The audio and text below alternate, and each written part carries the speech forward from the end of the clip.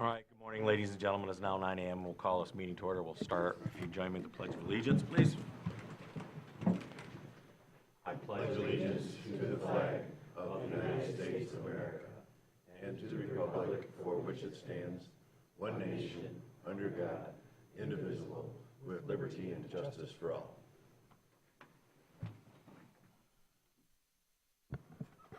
Thank you. So, in the invocation was Commissioner Andrews. She is out today, as is Commissioner McAllister. Commissioner Henschel did volunteer to take over the invocation this morning, so if you would, please. I have a very brief one that I'm sure Commissioner Andrews would appreciate the brevity of. A quote from Charles Spurgeon: "True prayer is measured by weight, not by length.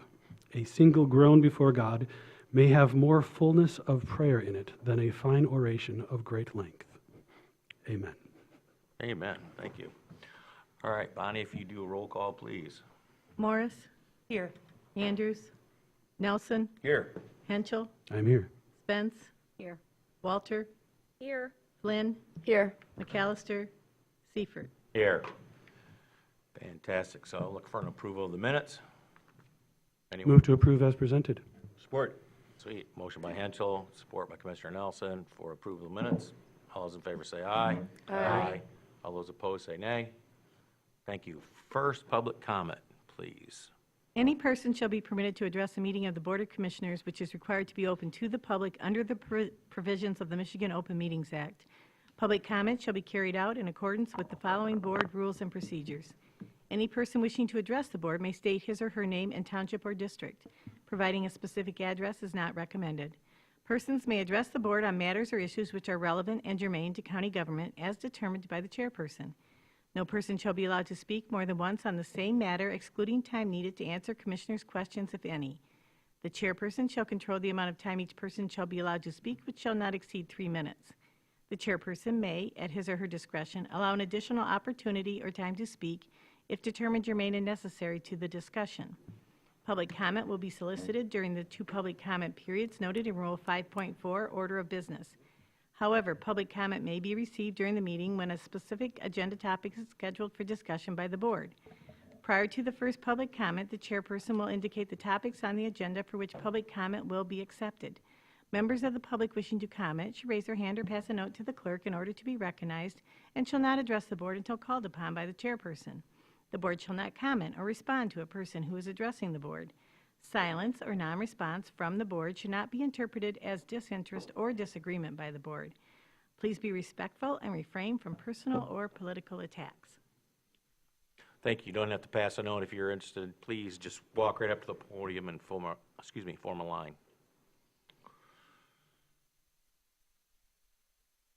Who put the meeting on speed dial this morning?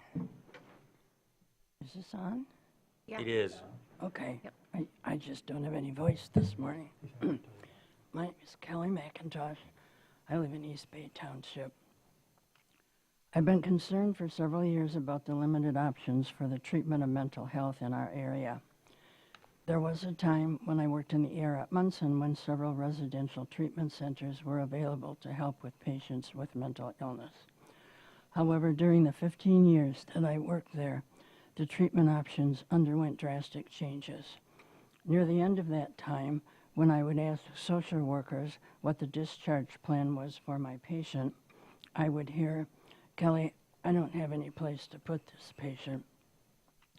Depending on the situation, they might have no choice but to go to jail, and younger patients might be transferred by non-emergency ambulance to a treatment center downstate, as there was no treatment options available for youth in our area. I was hopeful that care for patients suffering from mental illness would soon change. Yeah, I don't know. Can anybody hear That's me? much better. Yeah, thank you. Okay, I really can't talk a whole lot louder. Okay, I was hopeful that care for patients suffering from mental illness would soon change, but it's been over 10 years and there have been no significant improvements. To make matters worse, it's expensive to get the necessary training to work in the mental health field, and it's difficult to get a decent paying job with only a bachelor's in social work. Unfortunately, getting a master's in social work can cost up to $100,000 for the one-year expedited program. Trying to improve their ability to work in the mental field can seem almost impossible to those who want to help the situation. Today I have some positive news to share.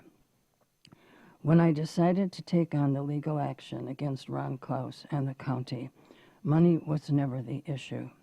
I was hoping for policy change. Today I want to share with you and the community that the portion of the settlement money not spent on expenses will go to cover the cost of a local resident to complete a master's in social work. It's not much when you look at the mental health problem in its entirety, but it's my way of turning an uncomfortable situation around to benefit the community. Thank you. Thank you.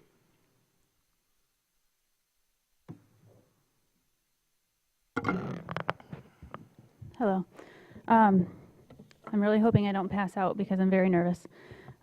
So my name is Amanda Siggins. I don't live in Traverse City. I live in Cadillac, but I am a part of this community.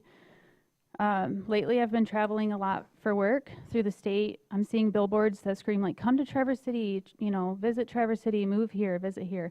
You invite people to come here, but you don't have the resources for everyone. Last year, as we fought for more resources for the marginalized, many of you claimed it's not your job to fix housing. It's not your job to fix the lack of medical care, mental health supports, and other things. You have made yourself the Northern Michigan hub, the biggest city north of Grand Rapids, and yet you don't take the responsibility of supplying your community with the resources it needs. We asked you to support the unhoused. We asked them not to evict the Pines residents because of the additional trauma it would create. I wonder if you're starting to see it now. I may not live here, but as a member of this community, my daughter's allergist is here in Traverse City. My mom's cancer surgery and follow-ups were all here. I've worked in Traverse City for most of my life. 2 of my immediate family members, including my mother and brother, have used the rehab facilities here in Traverse City, without which they may not be alive today. We don't have resources in other places. Traverse City is the place where people come to for their assistance, for mental health care. Some of the ones that are getting ready to close to be sold for future facilities. And I've never said this out loud. I'm going to share a personal experience from my family with permission. 2022, 2023, I was in Washington with my family, and I got a call from my mom stating that my stepdad had hung himself. He was dealing with some legal stuff, some prior meth addictions that he had been clean from for 1.5 years, during which COVID cases had been pushed back. So he found out he was going to have to serve 1 year of jail after being clean for 1.5 years. He went home that day and hung himself with a tow rope in his garage. And my mom called me and explained to me how she had to leave him to hang 3 different times because of the things that she found would not cut through the tow rope. And it just created so much trauma for our family and for her. And they took him to Traverse City, to Munson. And for a week, they kept him in the psych unit at the Munson Hospital. And 1 week after hanging himself, he survived, luckily. 10 minutes without oxygen, brain damage, physical damage. He was still suicidal. They let him stay at the psych unit for 1 week, and then they put him in jail. And for 3 months, he didn't get the mental health care he needed. He didn't get to see a nurse for 3 months. Our judicial system is broken. Our medical system is broken. I feel like the gaps between resources are so bad, but the one fact that we know is that Traverse City is the hub for all of it. Northern Michigan relies on Traverse City to have mental health care supports, and we don't have those in place right now sufficient to help everyone here. And I really hope that you start taking this seriously and offer better resources. Thank you. Thank you. I'm Audrey. I'm currently experiencing homelessness, and I'm here not because I want to be here, because I don't have a choice. My community is suffering right now. I currently sleep in my van in the Walmart parking lot. Well, actually in the Home Depot parking lot. And I'm worried about my community being pushed out.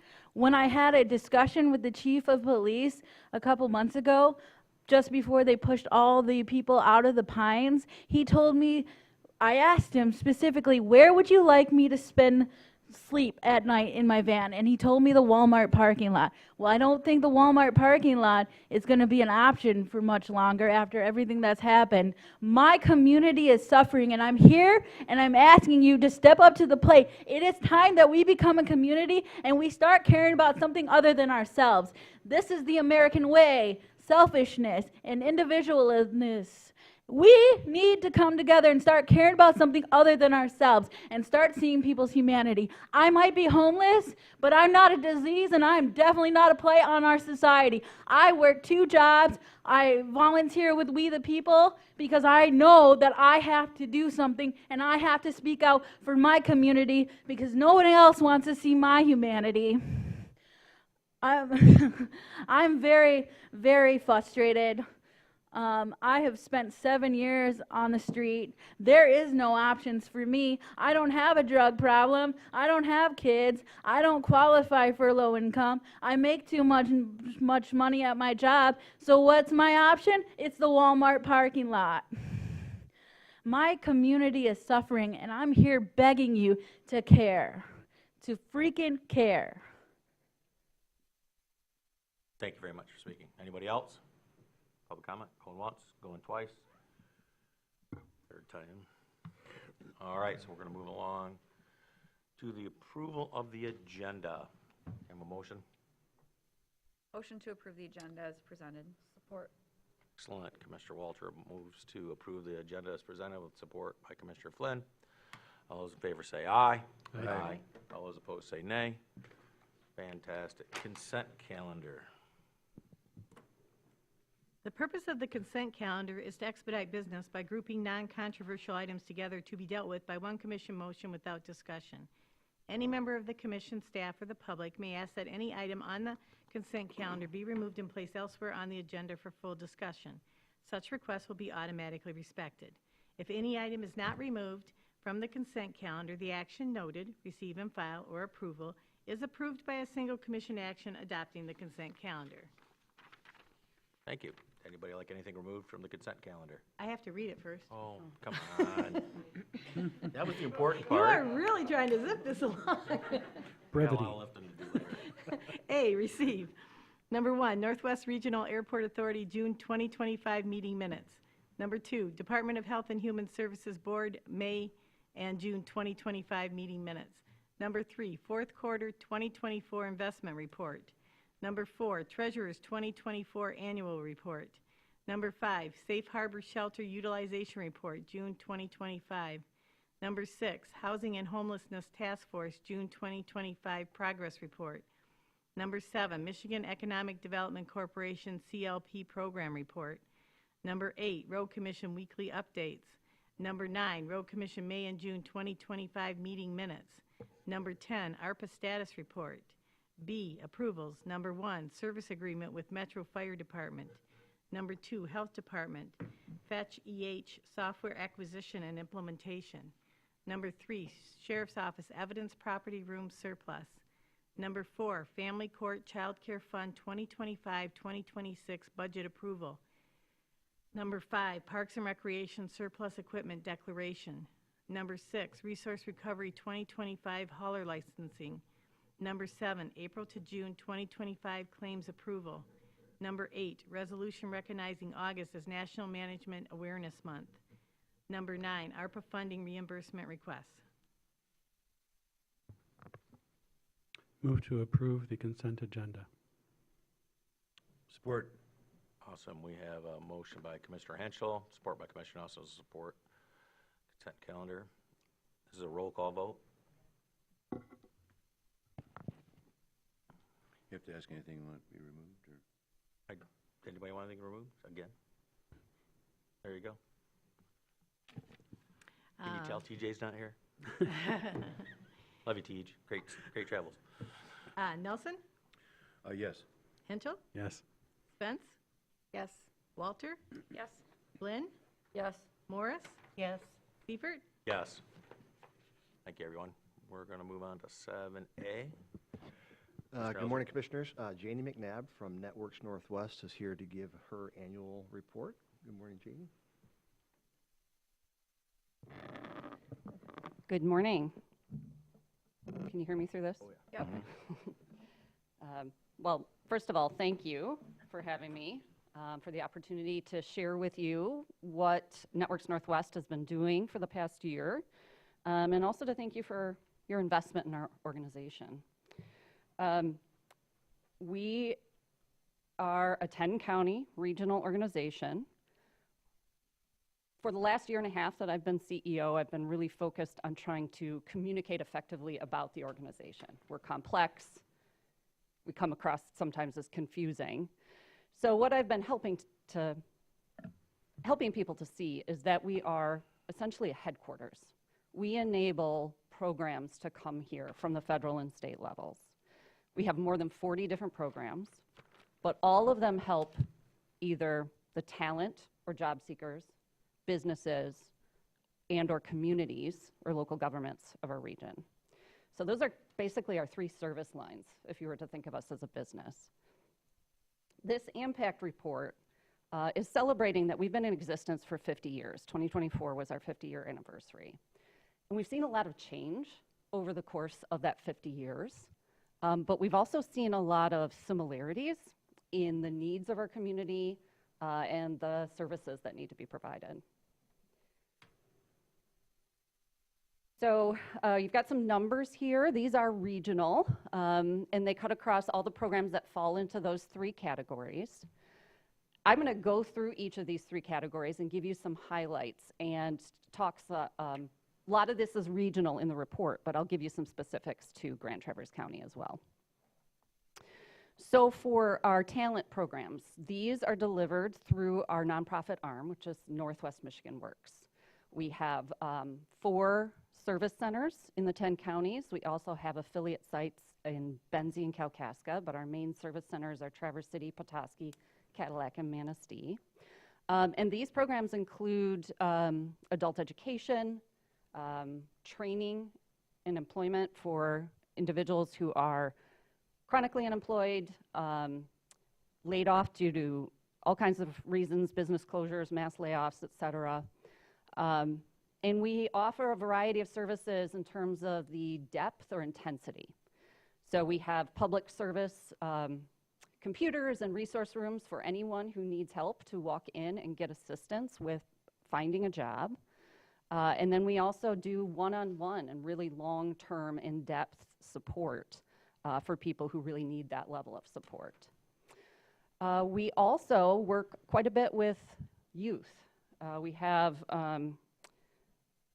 about 350 youth in Grand Traverse County that we worked with during 2024.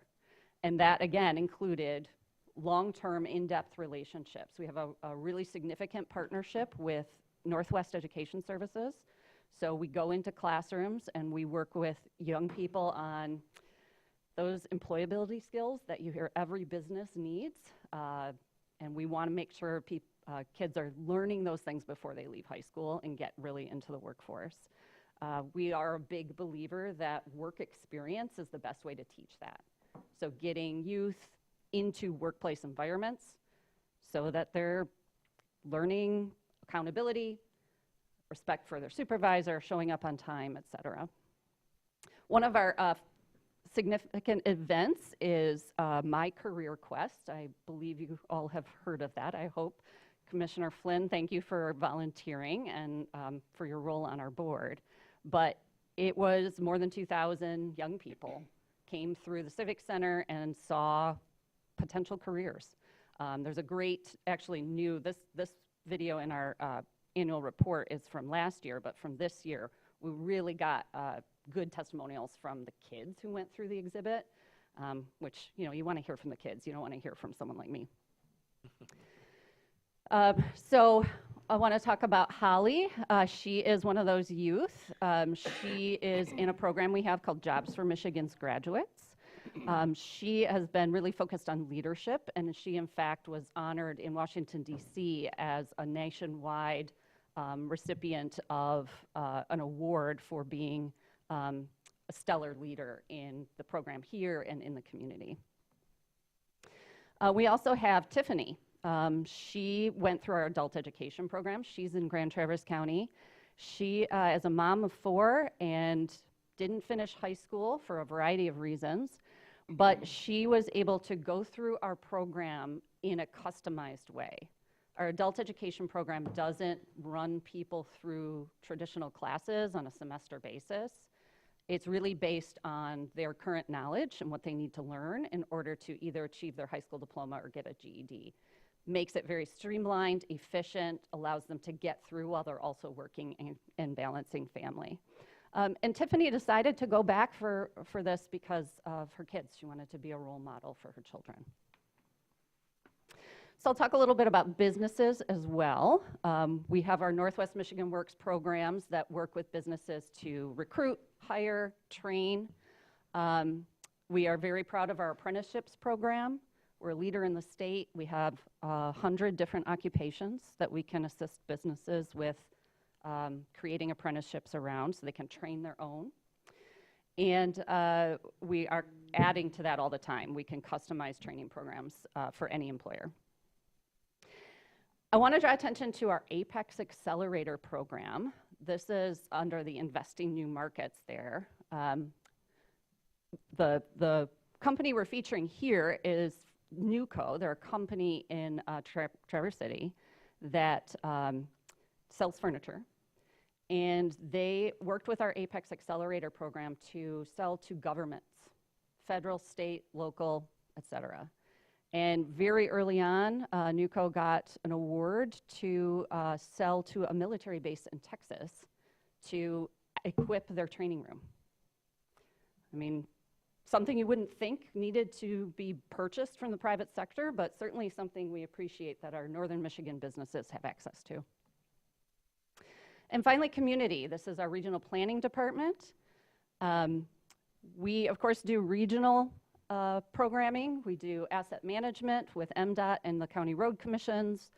We've done a couple of special projects around outdoor recreation and childcare. We do active transportation planning, which is trails and recreational.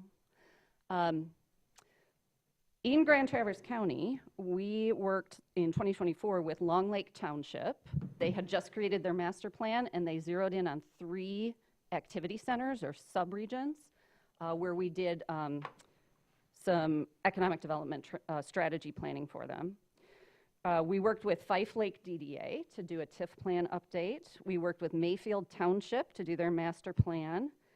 Just recently, we finished a master plan for the village of Kingsley and their Parks and Rec plan, and then we're currently finishing up a plan for Blair Township. So we've been pretty active in Grand Traverse County and happy to support those communities in this area.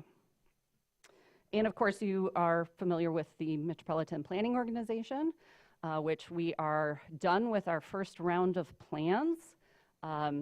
It's been a lot of catch up because we're having to get to a point where other MPOs have had 4 years to get to, and we've had 1 or so.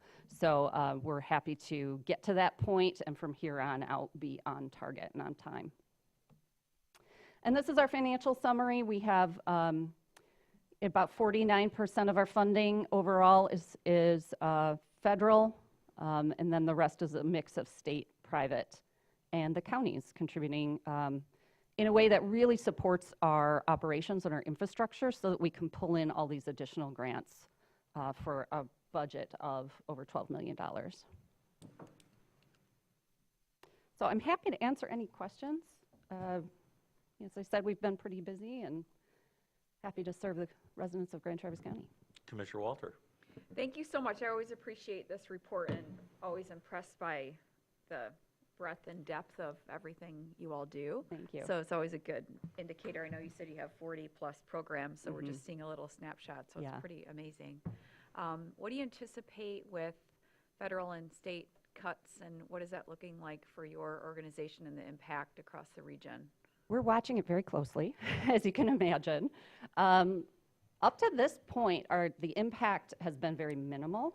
We've had 1 grant that was cut off, and we were almost complete with that project, so we really didn't miss out on a huge amount of funding. We've had other situations where there's been a delay in contracts coming through, funding coming through, because of administrative review around whether the program aligns with executive orders. Now, for both of those examples, we've been approved and moving forward. But everything else has been stable, consistent. Looking ahead, we are hopeful. The president's recommended budget, which came out in February, and then the more detailed one in March, was concerning to the extent that he wanted to combine or consolidate all of the workforce programs that we run into a single program called Make America Skilled Again. I'm not opposed to consolidation. 40 programs is a lot, but it also, many of those 40 programs have multiple funding sources. So it's a lot of tracking, it's a lot of management and administration. So I'm not opposed to that. What really comes down to it is how it would play out. What are the details in terms of what that program looks like. However, the recommendation did reduce overall funding by 25%. So we are talking to our congressmen and senators about our concerns around that. The good news is all of the federal administration and Congress are very supportive of the kind of skilled trades programming that we do. Apprenticeship, like I said, has been a big priority for us over the last several years, and we've really built out that programming, which not all workforce areas have done. We recognized it as especially beneficial to our region because we don't have a critical mass to run a bunch of people through a single program. And so the apprenticeship is so customizable, gets people earning a paycheck while they're learning. Businesses can receive grants in many cases to support that training. So that's been very promising as we see that focus at the administrative and state level, actually. So we're hopeful with that. Great, thank you for that. Commissioner Spence. Hey, hi. Thanks for bringing up the apprenticeships. In the past, I've kept an eye on them, and I remember seeing that there was a welding apprenticeship a couple of years ago. Which ones are currently available? Ooh. Do you know? So apprenticeships that I have a short list of what we have in Grand Traverse County. Is that what you're asking about? Yeah. Okay. Yeah. Automotive technicians, CNC, medical assistants, early childhood educator, carpenter, roofer, and I have a list of companies. Oh, wait, I've got more detail back here. Oh yeah. I hope people are listening because this is really valuable information. Electrician, accountant, medical assistant, sign erector, landscape management technician, carpenter, optician, instrumentation and controls technician, maintenance repair and industrial technician, automotive technician, utility line worker, storage and distribution manager, plumber, electrician, carpenter, office manager. So it's a wide variety, you know, and almost any occupation can be apprenticeable. It's not just the trades. So if someone were looking to do this, they would come to Networks Northwest, which used to be Michigan Works, and Well, it still is Michigan Works. Yeah, There are ARM. Yeah, there used to be a huge sign that said Michigan Works, and I think some people are stuck on that, at least people in the community that I talked to. So anyway, if somebody wanted to take advantage of an apprenticeship, they would come to your office? They'd come to the Northwest Michigan Works Service Center in Garfield. Yep. And they could call ahead and ask to speak to a career advisor, or they could come in and learn more about it.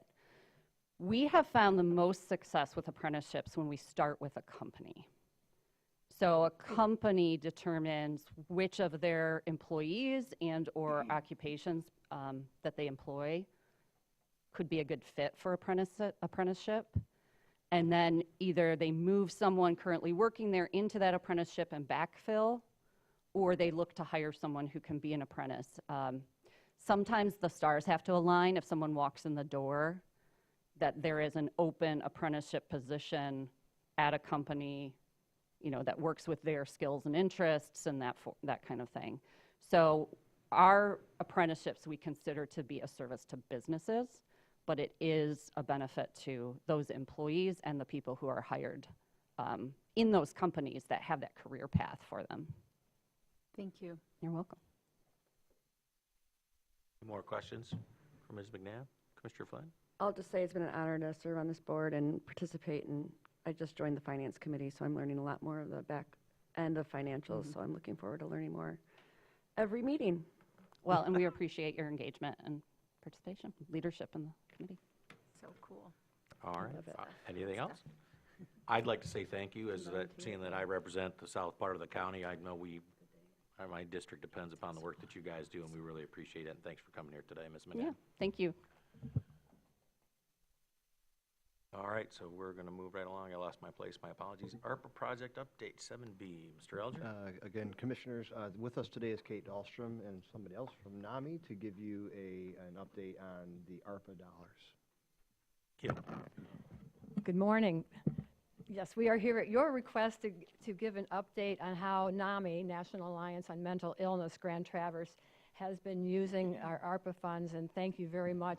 Half of you were on this board back in December of 2022 when the funds were allocated. My name is Kate Dahlstrom. I'm the president of the board, and this is Jessie Olson Perez. She is our NAMI navigator. The timing actually couldn't be better for us to be here, and you can understand why that is. So first, I'd like to give an overview of what NAMI Grand Traverse provides to this region. We have 5 core services. We have support groups, both for persons with lived experience and families and natural supports. We are currently offering 2 support groups a week, Monday evening and Wednesday at noon. We have classes that are offered about twice a year. They're 8-week sessions where individuals, both persons with lived experience and families and supports, learn about different mental illnesses, symptoms, treatments, and just a lot of really great information. Much of the class material that we have comes from NAMI National. We are one of many affiliates throughout the country, and all these programs have been well reviewed. They're kept up to date annually, and they're really super programs. Another one of our core services is Ending the Silence, and I will talk a little bit more about that in a few minutes. Our navigation program and our legislative advocacy. So I'd like to let Jessie tell you a little bit about her work as a navigator. Thanks, Kate. Good morning, Jessie Perez, and I am a mental health crisis navigator and a behavioral health specialist here for NAMI. I keep the NAMI phone with me at all times. We're not a hotline, but we're considered a warm line. So what I do as a navigator is, first and foremost, is I listen to people. And so I provide ongoing support and connection to resources for any person or any family member that calls in with any type of mental health crisis or mental health challenge, or just maybe in need of connecting to a new therapist or in need of a psychiatrist, and want to connect to NAMI maybe, or come to our support groups. So I get a lot of calls of individuals with mental illness themselves going through crisis or struggles, and then I would assist them. Majority of the calls are family members of they have a loved one going through mental health crisis. And so I'm connecting them to resources and possibly inpatient treatment or other various things that might be helpful. Again, a lot of what I do is listen, and I take many different calls. The answer is never no. So part of NAMI's mission is we never say no. I always help somebody find something. I'm not afraid of any call. I've taken a lot of calls. I will say this summer there has been a huge increase in moms calling about their adult sons in major crisis. I think I managed about 7 of those calls in July. So 7 moms that I was really ongoing, working hours and hours and hours with, helping their adult son that was in major crisis here in Grand Traverse County, one in Kalkaska County. And I think that the big challenge is I do a lot of, connecting to resources, but also I might walk someone through the process of petitioning for a pickup order, because most of these individuals are, declining treatment. They themselves don't want treatment, but there are red flags about their behavior out in the community currently. So I'm helping those families kind of walk through what might be the next step. Maybe it's partial emergency temporary guardianship to get them into treatment. So there's various things that are all involved in that, and it's very time consuming. Mostly just being a support for someone, and a lot of hours sometimes go into the pickup order or getting that person care. A lot of times they might be picked up and taken to the ED, to the hospital, and be assessed, and then unfortunately get discharged a few hours later. So they aren't being approved for care when they really need care. We have a shortage of beds. We all know that. That's a topic right now that's big. I sometimes call downstate to try to find help because it's not here, so families are driving far away for help. I am currently working close with the New Crisis Center. That's been an amazing partnership for us. I'm getting to know the staff over there. I spend hours over there. So I'm available there to help with any family that comes in if they want to talk to me about resources, if they're there for themselves to get care. I'm there, I think, on Mondays and Thursdays. We're kind of playing around with the schedule based on their need. So I'm working closely with everybody over there. I refer people there. They refer people to me. So that has been a really good addition. I do feel the difference with the Crisis Center open because there's somewhere else to go rather than just sitting 12 hours in the ED, which we know when someone's in trauma, that's the last place somebody wants to be. So again, I'm the NAMI navigator. I work in crisis navigation, but I also field calls just to connect somebody to a resource. And do you want me to talk about the college program yet? Okay. Well, that's coming. So one of our programs that's Any work in questions progress. about what I do? There you go. How you said it's not a hotline, but how do people get that warm line phone number? Yeah, it's on our website. Okay. It's on our website. And people email in to talk to me. We get inquiries all the time. So people can email questions. If they don't want to call me, they can call the number. I try to answer all the time. Obviously, I cannot. I'm one person covering all of navigation services. I get calls from Petoskey, Cadillac, everywhere. So I try to really 9 a.m. to 6 p.m. I have it with me. And if I don't answer, it means I'm busy and I'll call the person back. A warm line, again, is not a hotline. And if someone is suicidal or having suicidal ideations, I for sure tell them to call 911 or, we handle that. But I will take calls at night and on the weekends. I tell people, I'll text them and say, I got your message. I'll call you, after 7:30 when my kids are in bed. Then I sometimes take calls at night. So it just depends on the urgency of the call, too. I can kind of tell if someone's just needing a resource or two, then I can wait to call them back. So it is all on our website, and people can text the number to get a hold of me, call, email, any of those avenues will get to me. Thank you. Yeah. Do you coordinate with 211? I refer people to 211, yes. Do they refer people to you? I think so. That's hard for me to track. I try to figure out how people got to us, but it's definitely does come up, yeah. So if someone called 211 and said they had a mental health situation, they need help navigating, are you on the list of people for them to, okay. Any other questions? Yeah. Comments? Commissioner Spence? Yeah, thank you. You did a good job of illustrating like what it is that you do, and I appreciate that. What is the partial emergency guardianship that you mentioned, and where would that be? Yeah, so that is a form that a parent can, or a loved one can fill out. And what that does is, if someone is unable to make decisions for themselves, especially medically, or are in a state of psychosis, or there's a lot of factors that go into that, right?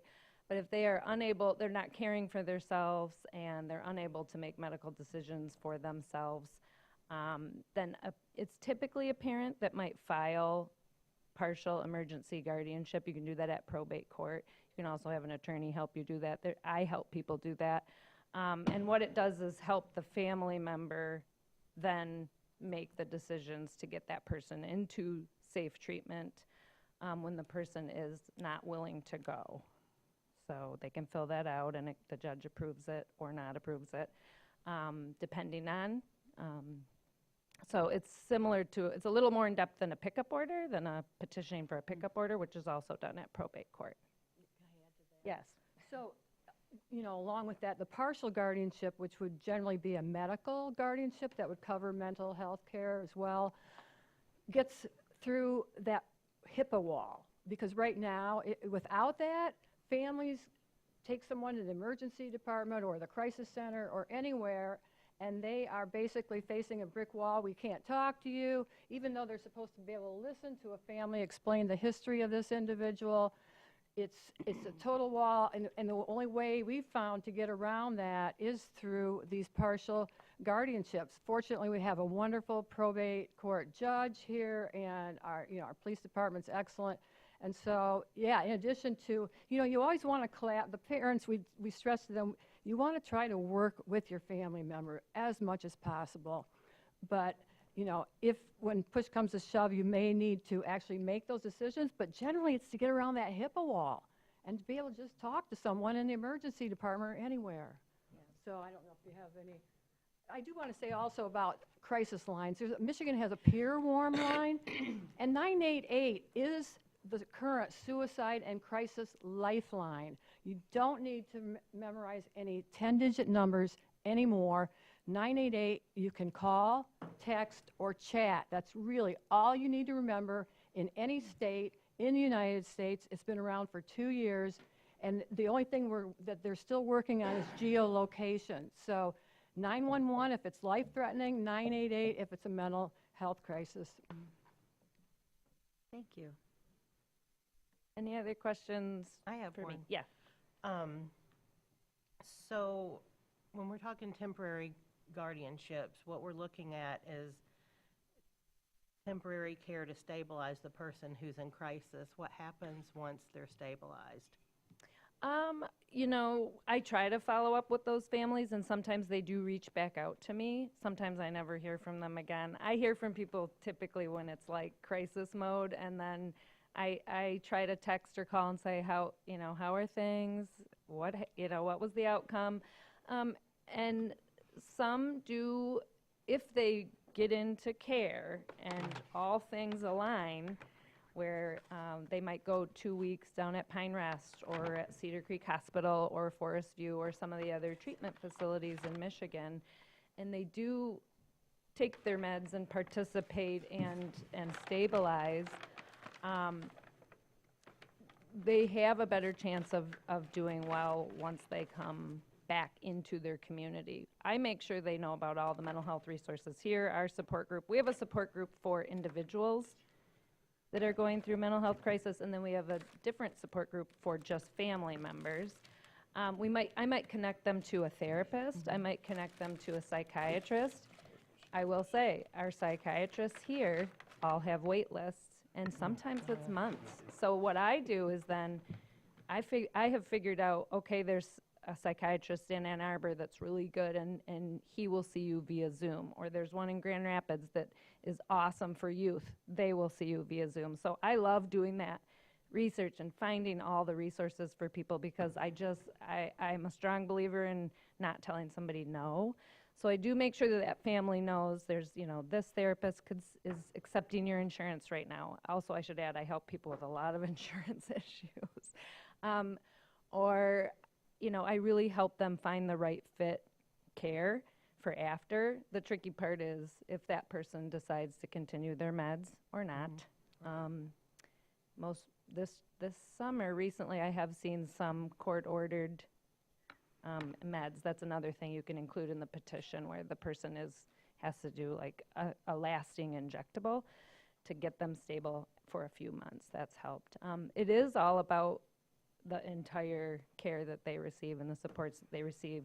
Also, getting out of that treatment facility, because unfortunately what we do see is a person might be discharged after a week and they're just given a bus ticket and sent home. So we are trying to work with facilities, but that's unfortunately what happens. Commissioner Nelson. So, quick question for you guys. My impression from the outside is that NAMI has, over the last 4 years, has really grown and expanded the footprint in the community. Is that correct? Yes. All right. Well, thank you. You're for that. welcome. Yeah, new board, and yeah, we're working hard to. Yeah, there was kind of a hole in the system that you guys have been. Yeah, and again, good at we're in the filling. high schools. We're building relationships with the college. They just recently. I won't go into it. Okay. But yes, You'll be back. She'll be back. I know you love, they all, she does an amazing job. She's so good with families and individuals. So yes, we have grown. Thank you. And it's really because the funding has helped us to have these paid positions. I'm a volunteer. I'd say 50% at least of our NAMI helpers are volunteers, and we have 3 paid positions. They're part-time. One is full-time. So I want to talk about our Ending the Silence program. You saw this blue bag if you peeked inside it. This is a program, and again, this comes down from NAMI National, to go into schools or clubs, whatever, to talk to middle and high school age students about ending the silence, reducing the stigma, talking about your mental health needs.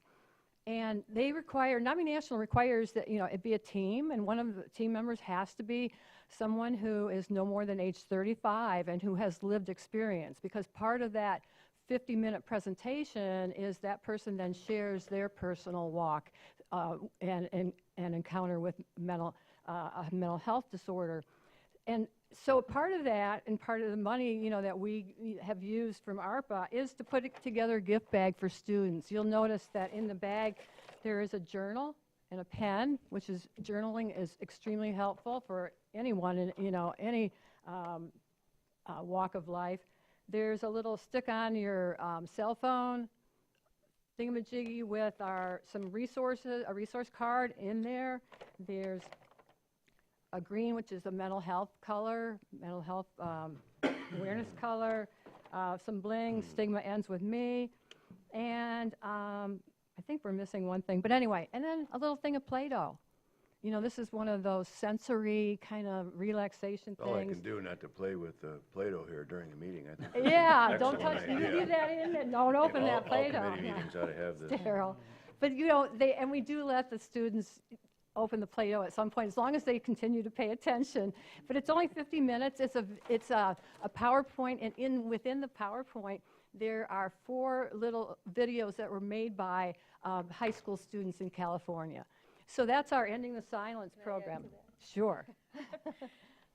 Ending the Silence, again, it's in high schools and some middle schools.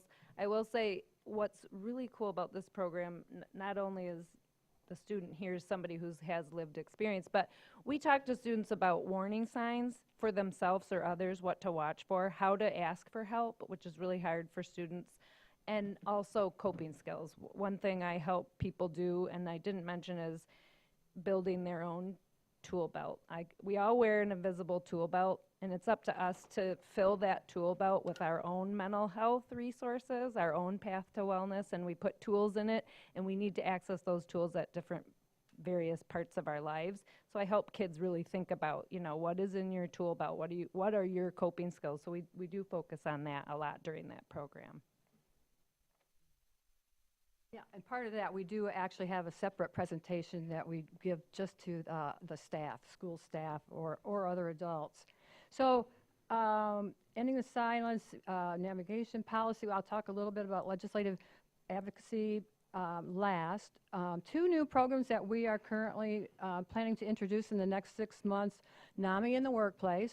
Again, this comes down from NAMI National, where, you know, it's pretty much what it sounds like, that we, you know, try to get out into the workplace and make help individuals to know that we have these services. And then NAMI on campus, and I'll let Jesse tell you a little bit about that. Okay, our newest program that I'm just now meeting with NMC to develop is NAMI on Campus. They did experience at the end of last year in the spring a suicide right after graduation, and so we started discussing things. And I met with all the RAs who are frontline. They see the students every day. They live in the different halls, and we're going to develop kind of more of a presence at NMC and do some of this kind of similar to Ending the Silence, but more of an ongoing support group, but with topics and coping skills and different ways to identify if they see someone on campus struggling with a mental health issue. That's typically how it gets reported by staff or other students, saying, you might want to check on, so-and-so who's not doing very well. So just building that partnership and being more present. And so that might be an ongoing support group, like a once or twice a month. But the other piece to that is I'm going to do a training with all of the RAs this fall, so they feel more equipped to know when to call for help or when to call me or just to talk somebody through something. So that's just in the beginning phases. We're going to see. I have a few volunteers that are jumping on with me to help lead those groups. And so that's more to come on that next time we report, I hope. Yeah, and the good news is we're not asking for any more money yet today, but I will be asking for your support for this initiative, this pilot project that you've maybe read about. I hope you've read about it, and if not, if you want to know more, I actually have a 13-page report that I have provided to Michigan House, the subcommittee on public health and food insecurity, that held approximately 5 hearings on the lack of inpatient psychiatric beds in Michigan. And so we testified at both the July 1st and the July 22nd hearing. And as you are aware, approximately 4 days after that July 22nd hearing, the Walmart tragedy occurred. The timing was incredible on that we've known for years that we don't have the beds. We've known in northern Michigan for years that we do not have the adequate number of inpatient psych beds. We have 0 for children, as you know. We have, through the crisis center, we now have those crisis stabilization, and we will have some crisis residential beds. Those are not the same as an inpatient psych bed. They're not the same as a step-down residential bed. Amanda, who spoke earlier, her stepfather, instead of just being discharged from inpatient psych after 1 week there, should have had available to him perhaps 3 months, 6 months, or 9 months of residential step-down. People are their most vulnerable when they're released from inpatient care, and we have been deficient in having follow-up and step-down care for much too long. If you had any medical issue whatsoever, your follow-up care or step-down care is great, and it needs to be the same case for mental health. Mental health is medical health. It's all integrated.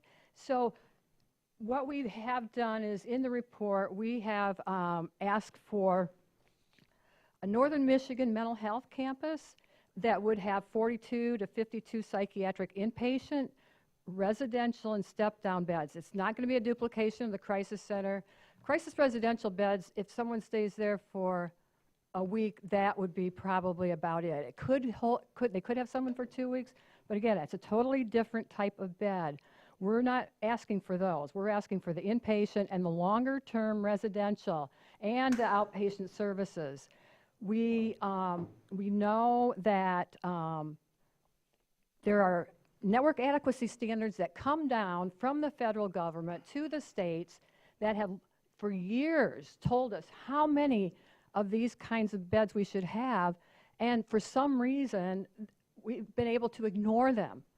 And I don't want to place the blame on anyone, but our PIHPs, and ours is the NMRE, they're the ones that are responsible for getting us up to into compliance with these network adequacy standards. And I'd love to share more about it, but we don't have the time, I know, and many of you maybe don't have the interest. So we just said, you know, we've been working on this, a team that's composed of mental health professionals, community advocates, and families for almost 2 years, looking at reports that have come out of TBD Solutions back in 2020. Munson, McLaren, Northern Lakes Community Mental Health, and North Country Mental Health commissioned TBD Solutions to tell us what we need in the Northern Michigan region. And that has not happened. It's happening just a little bit now with the crisis center, but we still don't have the crisis residential beds. In any case, we used that report actually to put the business plan in place for the current crisis center. So what I'm asking you, commissioners, is, so we've taken this report that we just finished, we've given it to this House subcommittee, we've given it to our regional legislators. We need your support on this. We say we can do this for $24 million. There's also a request that's gone to the state, and the state hasn't finalized their budget, right? We know that, for asking for $35 million to provide 50 beds for justice juveniles, okay? So that would be the juvenile justice system. What we've provided for in our option, I think we could do it as a pilot project, would be to have 10 or 12 beds for justice-involved youth. But we really want the beds for youth and the youth that are acting out. We've got to get to our youth before they get involved in the justice system. And if we had a facility up here with 50 beds, we'd be bringing, I think, a lot of kids from downstate. We want the number of beds that we need to serve Northern Michigan. But we need them not only for justice involved, but we definitely need them upstream for those kids who are right on the brink. They're one bad act away from being in the justice system. So I'll share that report with you if you're interested. I won't push it on you, but I hope you'll ask for it, and I hope that you will support this with our regional legislators.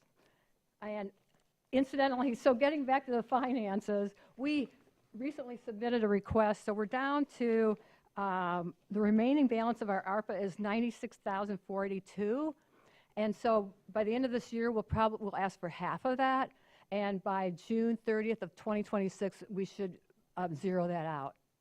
So are there any questions? Thank you for your report. Questions, comments?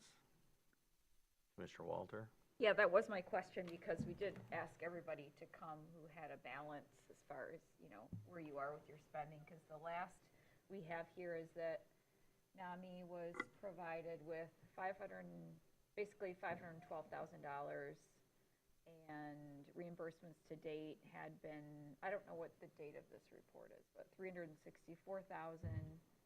and you were left with $148,000 roughly. So right. You're saying you just submitted a request for more reimbursement? Okay. Last week for $51,344. That would be January 1st of 2025 through June 30th, 2025. Okay, great. And then you think you'll spend that all down by like a year from now, did you say? Yes. Okay. Yep. Well, thank you for your report today. Kate, please make sure that you send Nate that report you refer to, and he can share it with us. We appreciate it today, and we definitely appreciate the increased work that you're doing, and certainly your advocacy. Thank you, Commissioners. Thank you. Please take away this. Oh, yeah. You can't be trusted with it. Sounds like we need some Play-Doh. So we're going to move on to 9A, Sheriff's Office, Grand Traverse Band. Thank you. Mr. Alger. Sheriff Shea is here to discuss with you a long process to get into an agreement with the Grand Traverse Band to provide law enforcement services to locations within our county. Correct. Good morning, Mike Shea, Grand Traverse County Sheriff. You have in your packet an agreement that has been vetted through the county civil as well as tribal general counsel to cross-deputize the Grand Traverse Band tribal police with the sheriff's office. Question comes up, well, why? To put it in simplified terms, because it's a partnership, and two, their presence within our county on trust land creates jurisdictional issues that we have no lawful jurisdiction on. The reality of it is, we are going to be the first ones to respond to those locations if there is an in-progress assault, whatever. It's already happened. We have no lawful jurisdiction there. We have had officers that have been assaulted, and absolutely nothing comes out of it because we aren't lawfully there. This is long overdue. I see this as an absolute no-brainer. It costs the county absolutely nothing. We gain, they gain, and it protects the men and women in law enforcement that are going to be responding to these venues. I have here with me, I have Captain Crockett from Tribal Police. I have John Petoskey, who is General Counsel for the tribe. If you have any questions relative to this, again, to me, this is a no-brainer. This should have been done a long time ago. I would like to emphasize that I, as sheriff, do not need your support on this, but I feel this is a community thing, and I'm asking for your support and the chairman's signature on this agreement. Therefore, I'm in front of you asking that you vet your questions with us and hopefully gain your support to enter into this agreement. Thanks, Sheriff. Any comments or questions for the group? Commissioner Henschel? Thank you, Mr. Chairman. Sheriff Mike Shea, I greatly appreciate this is something we've talked about for many, many years, and I am very glad to see this come before us. Collaboration is it's the ultimate currency, really.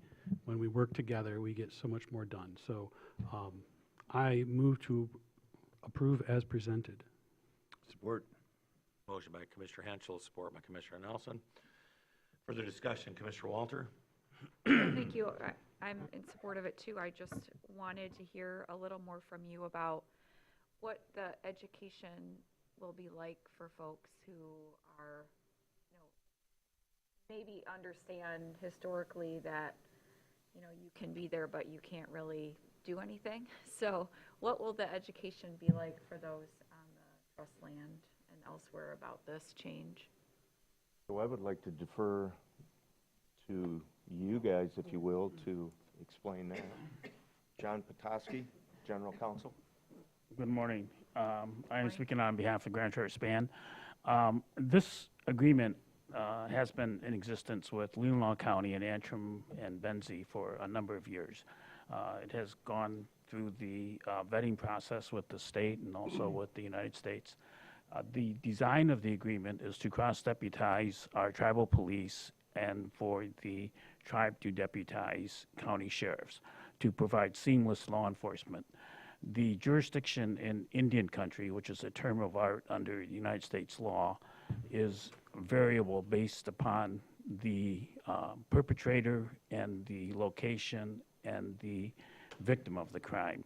And so you either have exclusive federal jurisdiction or exclusive state jurisdiction or concurrent jurisdiction with the federal and state and the tribe and the United States. So those are all variable jurisdictional outcomes based upon the offender and based upon the victim and based upon the location. What this does is allow the arrest and dealing with the incident and then solving the jurisdictional issue once it gets to court, because the arrest that takes place is an officer acting as a tribal deputy or an officer acting as a county deputy, and therefore you don't have to inquire as to who the offender is, who the victim is, and where the location of the crime occurred. And so it solves the jurisdictional problem of the tripartite system of federal, state, and tribal government have an independent authority over criminal activities. So it's worked very well in Leelanau County, it's worked very well in Benzie County, and we hope to have it adopted in Grand Traverse County. I have the form here with the trust land that the tribe has in Grand Traverse County, and I also have a very detailed chart on the back of it which covers all of the nuances of the jurisdictional questions. But the big point is that this solves the jurisdictional questions for the police on the ground in providing effective law enforcement for the whole community. And I think to add on that, as far as the citizens' educational piece, nothing really changes because the law is the law. It's a matter of jurisdictional boundaries on what court deals with it once the offense occurs. So it's not like all of a sudden they're going to be exposed to a new set of laws. That all remains the same. It's a matter of enforcement and us having the lawful authority to be present and take action to make the scene safe and protect the public safety. Any more comments or questions? I have a comment before you. All right, well, I'll let you go before me. So I would be remiss if I did not explain what the delay is. First and foremost, I agree with the sheriff 100%. He's absolutely correct. This should be done. It should be in place.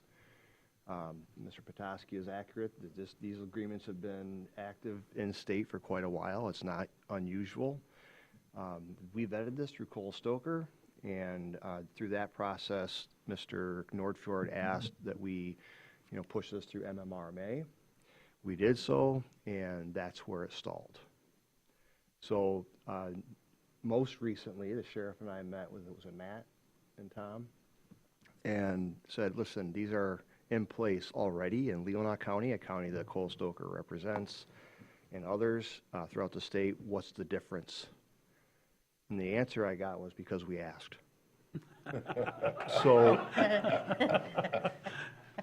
that obviously is not a sufficient response. I think that this is an absolute must to support the men and women in law enforcement, for both the band and for the sheriff's office to have some comfort that if they go into an environment and force is used in some way, shape, or form, that there is a remedy for those officers and for the people that they're responding to.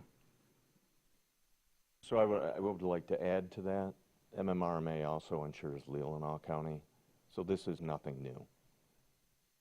Yeah.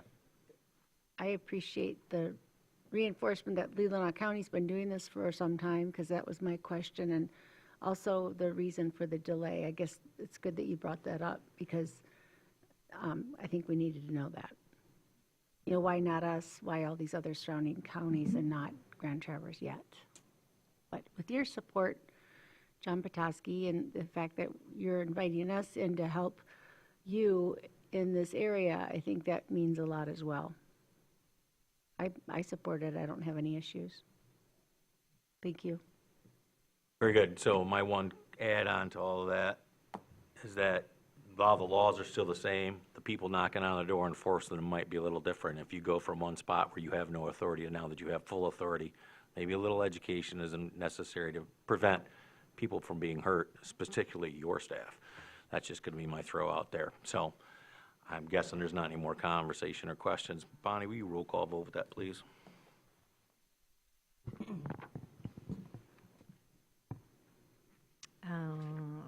to start? Henschel? Yes. Spence? Yes. Walter? Yes.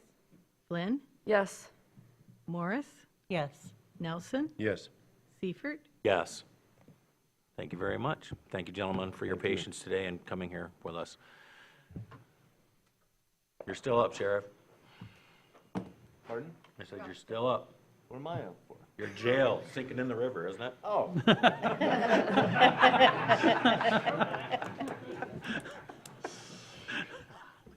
That was a joke, by the way, for all the people in the city watching that. Don't call the EPA on us. EFT prison. Good morning, John Chase, Director of Parks and Facilities. We are here to talk about the jail structural and soil investigation. So the sheriff is not up for this one. We'll take this one. June 6th, we were notified of what we'll call tenting in the tiling in the jail lobby. So basically that tile tented up. And there wasn't an immediate explanation for that, and we could not figure out why that was tenting along a long line. And so we brought in 2 engineers. One of those is Machine Engineering, so Patrick Machine from Machine Engineering is here with us, along with Chris Coma, our Deputy Director of Facilities. They were heavily involved in this investigation process. So we brought them in and to assess the cause and to assess the building itself. Machine determined that the building had moved, so not a great distance, but had moved, which created some stress in the floor, which appeared in the tiles.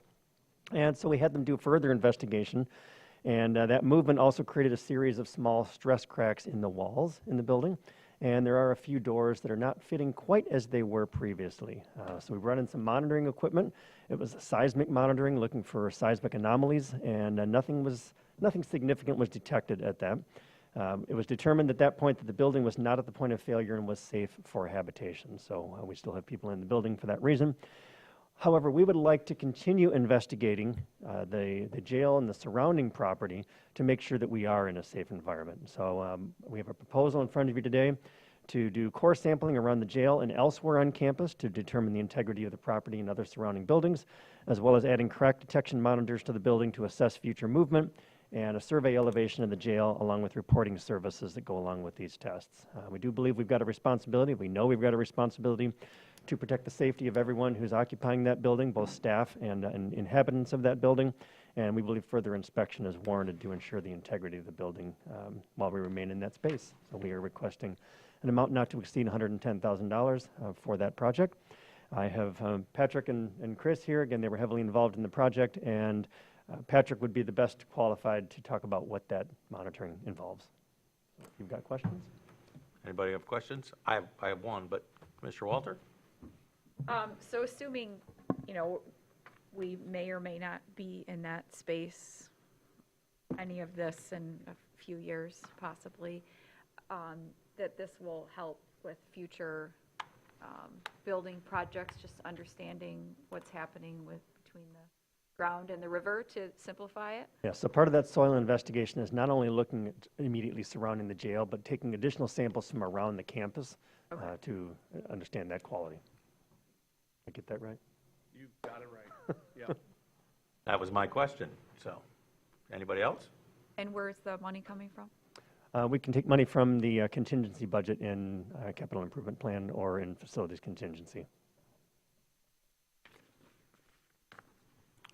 We're getting close to, it feels like we're getting close to not having a contingency anymore in the CIP based on. We'll be talking about that. Where are we? I know. Okay. Dean's not here, but. No. We at the agenda setting last week, we talked about that we're going to see that at our next meeting. Because we talked about the improvements to the first floor is coming out of that too. So where are we generally with? Is that on here? It is on the, it's on later on the agenda. Yeah. So we're good with. We are good with contingency at this time. So the projects that we've bid out to date already and that we've either completed or have bid out, we've actually been slightly under our total budget, and so we've not dipped into the contingency for those projects yet. Very good. I'll make the motion we approve as presented. Support. Any more comments? All right, I made the motion, Commissioner Hansel supported. All those in favor say aye. Aye. Aye. All those opposed, say nay. Fantastic, thank you. Mr. Jason, still your turn? Yes, still up here. You get to see me more. Historic courthouse shrubbery removal. So our 2025 CIP has extensive work on the exterior of the historic courthouse. And before we decided to spend the $280,000 that we have budgeted for CIP for external work, we thought it was prudent to bring in engineers. So we brought in Machine Engineering again to assess the building's structural integrity. Considering the surprising fact that when you first came to work in this building in 1901, you rode a horse, this building was determined to be in sound condition with no evidence of structural problems. But exterior brickwork is another story with that property. So we know that we need to do a lot of exterior brickwork, tuck pointing, and then some other repair work on that. And again, that's why we kicked off the engineering project to understand what the condition of the building was. When Patrick and his team came and looked at the building, they again said the building itself was structurally sound, but they had a recommendation to protect the exterior and allow that brickwork to breathe. There's a lot of shrubbery right now that's close to the building. In fact, the junipers that are close to the building were initially shrubs. They are now trees that reach the 3rd floor. So they're pretty large. And that proximity to the building does not allow the building to see light in the corners. And you can see that being impacted on the exterior of the building. And you can also see that in some cases on the interior of the building. So we got some photos in the packet that are available for you where you can see it's basically on the 4 corners of the building, or I should say 3 of the 4 corners of the building, and then there's a couple of small trees that are pulled away from the building. So this is not normally something that we would come to request, this type of thing, but due to the magnitude of having to basically change or alter the look of that particular building and the lack of popularity of removing trees in the area, we wanted to bring that to your attention and look for your support with that. Thank you. Yep, we would also replace with appropriately sized shrubbery around the building. Fantastic. Commissioner Henschel. So I see we've got thanks for your report. We've got some shrubs that have grown into trees. Is there any indication of any root systems that have compromised the integrity of the foundation itself? Are they growing into the bricks as sometimes happens? Haven't seen that yet. I mean, there's going to be some locations that probably have something along that. There's a couple of offices that have water coming in, a little bit more than just moisture. So it's probably a case where that is the issue. Majority of it is that these masonry systems will last millennia. But you've got to get the water out of them. You got to let nature do its thing. Okay. So encapsulating that water in there, especially when you have like a cedar type tree in there, it really holds that moisture in there. So getting that away also too would also help when determining if the root systems are at the building when you go to remove them too. Okay. Well, it sounds like the appropriate project, and I understand why you brought it, because every time we remove vegetation, people don't realize you're going to put it back. But is the project before us is to remove, but it's not to replace at this point, or is that? So the replacement is something that we can do under normal course of business. But that won't need to come before us? No, that would not. Okay, great. So, and I will say, when I read the title of your agenda item, to remove a shrubbery, I thought you might want to use a herring. It's all I could think of every time I typed it. One other thing just to note, to go back to your question, Commissioner Henschel, when we do the subsequent project of the brickwork and sealing the exterior, we would be pulling away the earth from the foundation in order to put a membrane on, and we will be able to see more clearly at each of those corners. Thank you. Commissioner Nelson? I didn't see a budget number on here. Do you have a not to exceed number or anything? This work we would do internally. Okay, so it's pretty irregular. I'll make the motion. Support. Excellent. Commissioner Walter? Cut them down. I understand why this needs to be done. We refer to the shrubbery, but some of them are trees or shrubs that have turned into trees. Correct. So I'm not sure where the line is drawn between a shrub and a tree. But there is a city tree ordinance that outlines, in the city of Traverse City, you have to replace trees that are cut down. So this is more than putting new shrubs in, to my mind, according to the ordinance. And I'm hoping we're following the city ordinance since we're in the city. Yeah, we would put additional in. It may not be right there at that specific site, but as long as we put more in, yes. Can you come back with a report on where those trees were replaced so that I know there's public interest in this as well as interest in following the ordinances in the city?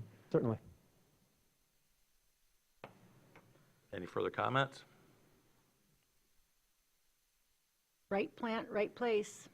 There you go. And these really they remind me of someone who's old and hasn't been able to take care of their landscaping properly. So you've got my support. They, wrong plant in the wrong place, in my opinion. You've been by my house.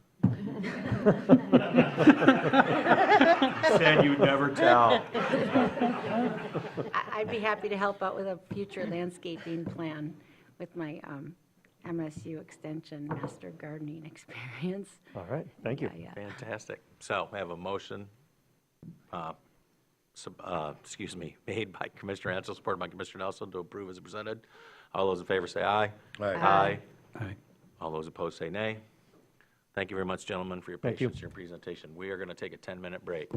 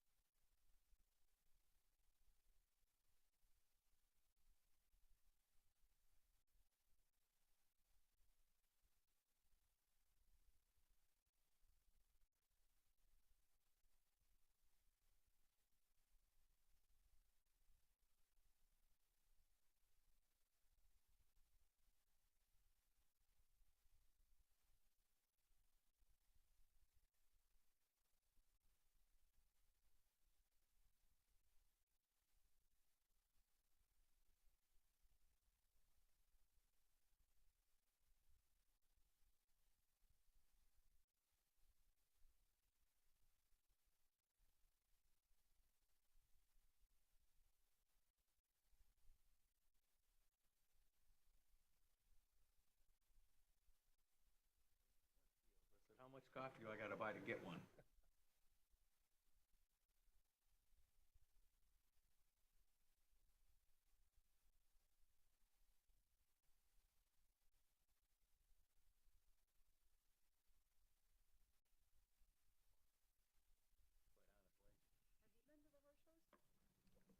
Yeah. Yeah. Yep. We had a good time. Oh, you want? So, But- new hats. Yeah, if Yes. you like hats, it's a great place.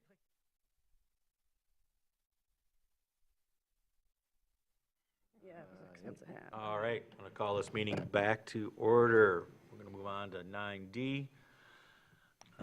Our construction management recommendation for Cunningham Limp. Mr. Elger? Yeah, thank you, Mr. Chairman. I would like to invite the team from Cunningham Limp to the podium in the event that there are questions. You've got Bobby Poplinski, Seth Johnson, and Jerry Tomzak in that order.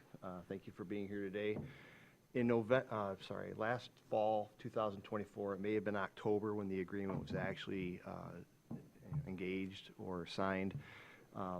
This board hired Cunningham Limp to be part of a three-phase project in Project Alpha.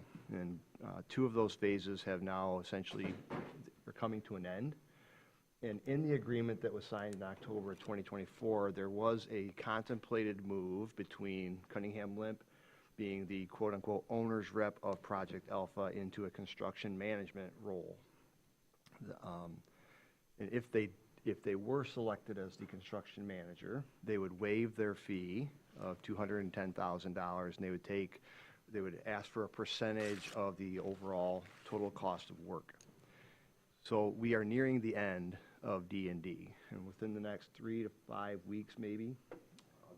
August 23rd was 18th and 25th. But we're going to have that back to us, and we are going to be ready with some hard numbers to give to you to move forward on Project Alpha.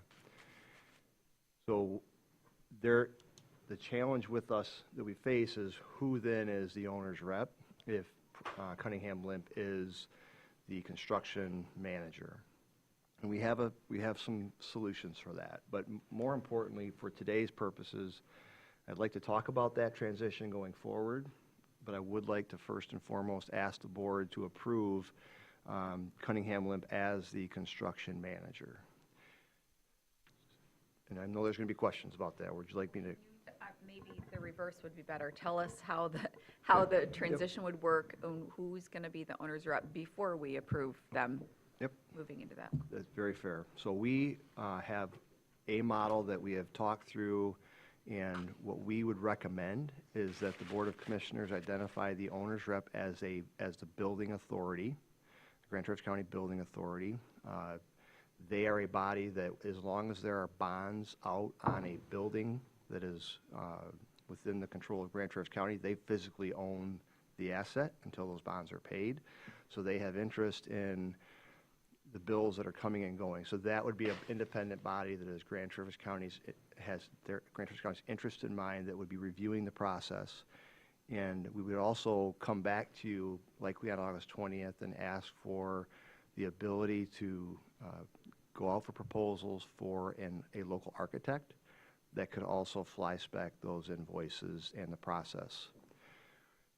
I would like Cunningham to speak to that, because that would be, in essence, a third level of redundancy. But truly, that would be a relatively low-cost effort, because the building authority, honestly, is the authority that would manage that process, much like they did with the pavilions construction. The building authority received those invoices, reviewed those invoices, and approved those invoices. So I would like Bobby to kind of walk through that process as well for you. Yeah, I guess in advance of even introducing this third-party oversight, what I want to talk about is the typical model of how a project like this would work as it gets to this phase. The transition from the program manager, professional services, however you want to identify the role we've been playing to date, that transition into a construction manager at risk, that transition still requires us to play the same role that we have been playing to date. So we would still have all of the exact same reporting requirements. We'd still have all of the same updates that we're giving to you as we go along the process. We'd still give you the updates on a once-a-month basis at these meetings. We have to give all reporting to our building authority as we meet together. And then there's a separate piece to that, which is you've hired PIA as your project architect, and part of PIA's proposal to you, and it's standard in all projects like this, is a role that they play once they're getting through their design services is they provide what they call bidding assistance as well as contract administration. And if you look at their proposal, what they lay out, their fee covers about 22% of their work is to provide exactly these services. And when you look at their proposal, what they say as their construction and contract administration is that their involvement is extremely critical during this phase as we apportion our efforts accordingly in the range of 22% of their fees to the manpower for the bidding process and the administration and inspection services during the construction phase. This is where they provide the most critical value, et cetera, et cetera. But then they go through the oversight that they provide. So once we're getting to construction services, you have the continued checks and balances between what we're providing and what PIA is providing. So as we transition into this construction management phase, what we're going to do is we're going to go out with the drawings and we're going to open with an open book process, competitively bid every aspect of the project, which will align with the county's procurement process because they will have a competitive bid of every aspect of the project. That will be an open book. We will share the bidders list so you'll know every open aspect of a cost that goes into the project. And you have PIA as the check and balance against what we're doing as somebody else that's also overseeing that bidding process. Then once you get into the construction phase, you would have us still providing all of the same updates, oversight, accountability, responsibility for the project, and you would have PIA that oversees and inspects the work that's being put in place. They oversee and inspect and approve and certify every pay application that is submitted so that they then certify it and submit it to the county and say, yes, this is approved. The work that's been done has been done correctly. What they're billing for aligns with what they're doing. They're reviewing shop drawings. They're reviewing the submittals that we're putting in, any RFIs that we have. So even without the introduction of this third-party local architect, whatever it may be, the repeated process that is being used by government authorities throughout the state right now, we have 22 active public projects that are following this model, would be that you would have your construction manager and your architect that's working as a check and balance, as we have been to date, on the best interest of the county, and then reporting back. And then you have a final piece to that, which is all projects have to go through public inspections as well as private inspections to show that the work that's being put in place meets the requirements, meets the building code requirements, and that you're ultimately going to get a certificate of occupancy that shows, yes, this work has met the building code. So you have a process already that's structured for this. If there's a want and a need for even another level, then bringing in a local architect that can have another set of eyes if you felt like that was necessary is absolutely something that can be done. But even in that scenario, that is pop in for maybe the bi-weekly meetings and oversee some pay applications and really just during the construction phase. So, and that can be something that we can help through that process to bring somebody on if that's a want as well. We would contemplate that the need for that architectural service would be very narrowly scoped, and it would be rare. But in the event that the building authority had a question about a pay application or something that is being done, we are not experts in that area. We would need to rely on somebody who has that background that we can ask questions of and trust the responses of. I can tell you that through the Project Alpha meetings, and you've got several members here, and Chris can speak to this also largely, it's interesting to hear the conversations between PIA and Cunningham Limp. They are very direct conversations, and we don't need this, we don't need that, we need this, we need that. It is fair to say that Cunningham Limp and Partners in Architecture both want to have Grand Traverse County's interest in mind because the nature of that conversation is very point blank and candid. And they are constantly asking questions and making recommendations in the interest of the county. I can give a couple of examples if you wish, but If any of the other Project Alpha team members would like to add context, by all means, please do.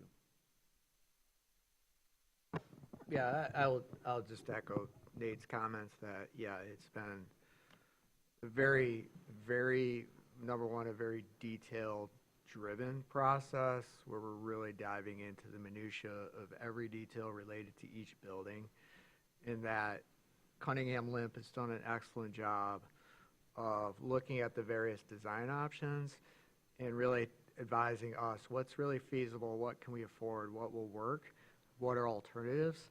And those conversations have been open, direct, and very, very productive. And we're confident that those type of conversations will continue as Cunningham Limp becomes construction manager. I can give you an example of a conversation I found humorous. We were talking about the EOC 911 and the design of it, and there were several designs that we were considering. One of the designs had a, I don't even know what it's called, kind of a tower-looking entrance with an opening on the roof. And there was just very solid point-blank conversation about, we don't need that. You're going to create problems going forward with that. And PIA adjusted those drawings and schematics to make sure that we were protected from, you know, future work, quite frankly, and future expense. So just the comments and discussion about the minutia of those buildings has been very impressive. And we've just gained a lot of trust and synergy with Cunningham Limp that we think that we would like to have them be our construction manager. Commissioner Nelson. Well, the proof's in the pudding. We brought the Cunningham Limp team in a slightly different role, and it's worked out very well. We are not professionals, they are.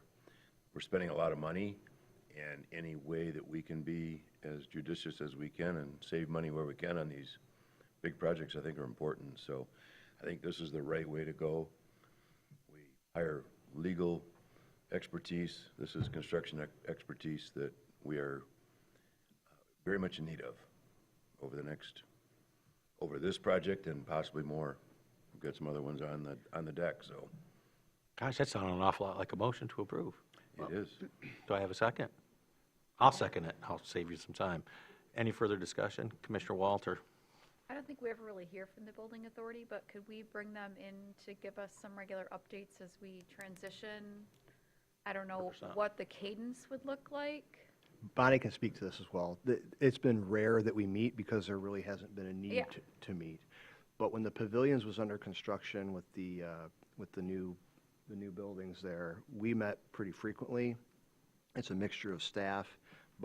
The treasurer is on that committee as well. It's the treasurer, we have two people that are construction type people, Lori, she hasn't been to very many meetings, and Agostinelli, and Dean's always in those meetings. And we've only been meeting twice a year lately because we have no projects. But prior to that, when we had projects, we were meeting every month, if not more than once a month, depending on how the projects were going. So can we just get it on the calendar to have the building authority come at a regular cadence that makes sense to just give us updates the way that Cunningham Limp has in a way? Certainly. This is a model that I believe Ottawa County used for their Fillmore complex, and it's something that, who is the chair of that crew? Mike Agostinelli? Mike Agostinelli is the chair of that board. Nick. There's too many of them. Yeah. Nick. Certainly, I'm sure would love to come in. He's pretty brief. He likes to keep his meetings succinct.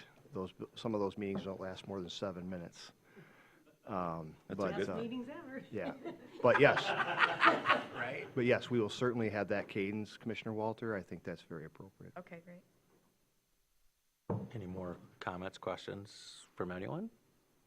Yeah, just a quick, because I've been a part of these meetings, and I'm really impressed with the relationship as well, like you said, Mr. Eldred, Mr. Forsythe.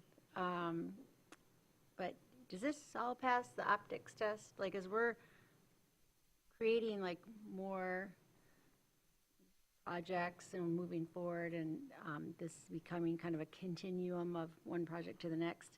You know, there's so many other construction companies that are commercial construction companies. Like, Are we following the right process so other construction companies don't feel like they're left out of the bidding process?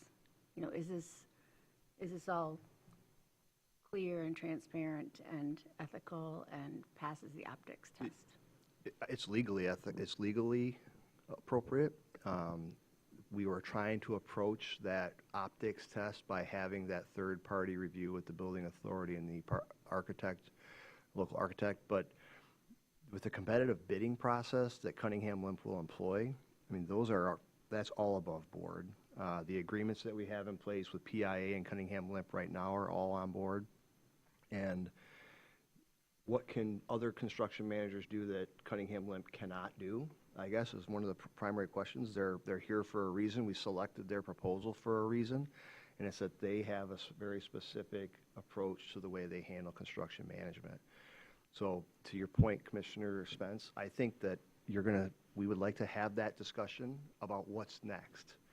Because this board has had a lot of discussion about Project Alpha. We have not yet started to scratch we have. We've talked about it with the city, what's going to happen next. And we have some themes, and we have some ideas, but we really haven't had any facilitated discussion about, okay, how do we get, I'm speaking very anecdotally, if we want to build a jail in 5 years, we want to be in a jail in 5 years, what's the Gantt chart? You know, what happens next in order so we can make sure that if that's our primary goal, how do we get there?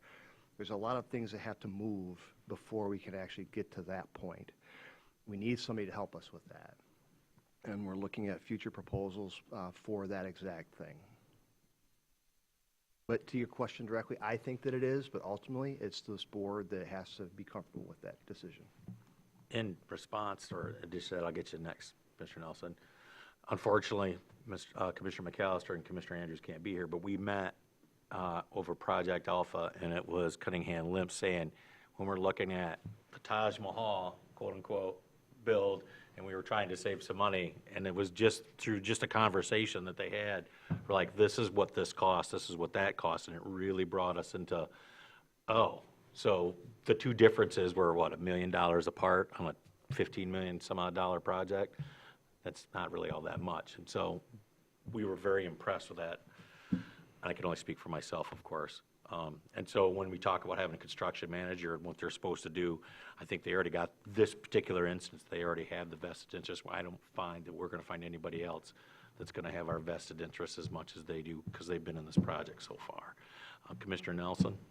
I just wanted to recognize Mr. Eldred, Mr. Forsyth for their work on this. This has been a lot of work, and you guys have shown some good leadership and some management of this, and I think it should be recognized, so thank you. Really, the thanks goes to the team members like John Chase, Greg Bird, Chris Como, the staff. I should say you and your team, so Yeah. thank you. Yeah. Commissioner Spence and Commissioner McAllister are also on that team, and Bobby's work great. chomping at the bit to say something. I wasn't going to jump in if not necessary, but the one other thing, just to your point on the process, and Nate pointed it out, the competitive bidding process still happens throughout this process that we're going to go through. Every aspect of this project will be competitively bid to the market for anyone to play a role in this project. If they are the lowest qualified bidder to play a role in this project, they get to play a role and be part of this project team.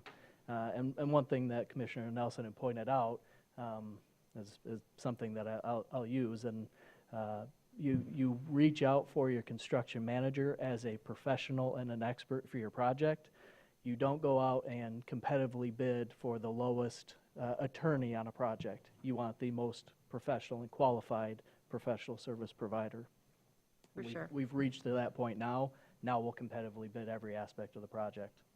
Thanks for that clarification, because I really like working with you guys. It's been a pleasure. I just wanted to make sure that everything was transparent for people, mainly in the public, and that was really valuable information that you just shared, so thank you. Yes. Thank you. So we have a motion on the floor. All those in favor say aye. Aye. Opposed, say nay. Thank you, gentlemen. Thank Look you. forward to working Thank you, with you in the future. Yes.